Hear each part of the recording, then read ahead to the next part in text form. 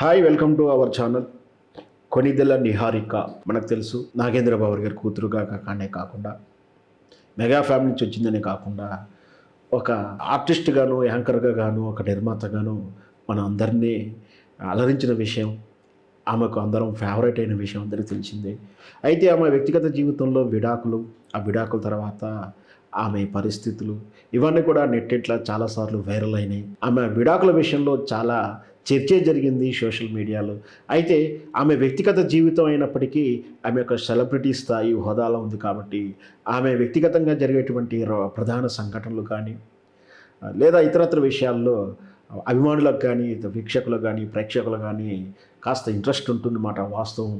కాబట్టి వ్యక్తిగత విషయంలో జోక్యం చేసుకుంటున్నారనో, వ్యక్తిగత విషయాల్లో చర్చిస్తున్నారని బాధపడడం కన్నా మనం వాటిని ఎక్కువసేపు పబ్లిక్ చేయకుండా మనం సాధారణంగా మనం దాన్ని ప్రైవేటైజేషన్ ఉంచుకుంటేనే బాగుంటుంది.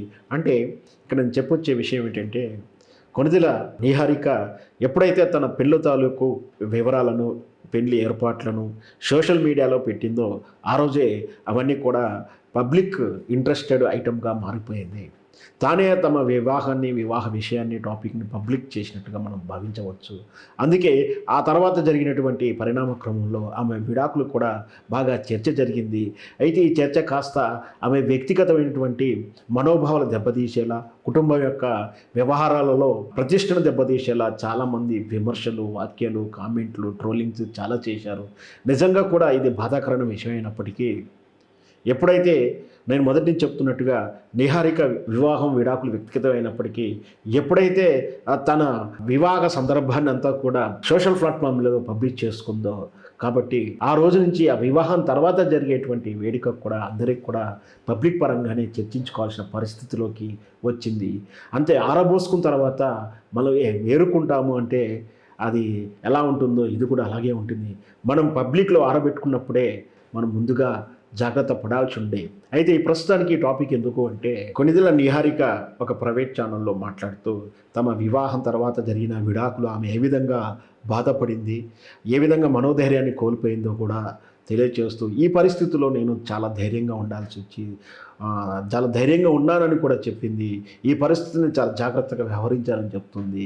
ఇలాంటి పరిస్థితి ఎవరికి రాకూడదంటూ కూడా చెప్పుకుంటూనే, దీంతోపాటు పెళ్లి తర్వాత యాక్టింగ్ చేయలేదని అందరూ అనుకుంటున్నారు. కానీ నేను పెళ్లి తర్వాత యాక్టింగ్ అని కాదు, నిర్మాణ ప్రక్రియలో ఉండడం వల్ల, నిర్మాణ పనుల్లో ఉండడం అది అందువలన నేను నటించలేకపోయాను. కానీ నా వ్యక్తిగత నిర్ణయాన్ని ఎవరు ప్రభావితం చేయలేదు. మనం గౌరవించాల్సిన వాళ్ళని గౌరవించకపోవడము అంటూ మళ్ళీ ఆ పాత తాలూకు భర్త యొక్క తప్పునే ఎత్తి చూపించే ప్రయత్నంగా ఏదో చెప్పే ప్రయత్నం చేసింది. ప్రస్తుతానికి అది అప్రస్తుతం. మనకు ఏదైతేనేమి నిహారిక, నాకు ఇప్పటికీ ఇంకా 30 ఏళ్ళే, నేను మంచి వరుడు దొరికితే తప్పకుండా నా అభిమానాన్ని, నా అభిరుచులను గౌరవించేవాళ్ళు, నా వ్యక్తిత్వాన్ని గౌరవించాలు వస్తే ఖచ్చితంగా మళ్ళీ పెళ్లి చేసుకుంటా అంటూ వ్యాఖ్యానించినట్టుగా తెలుస్తుంది.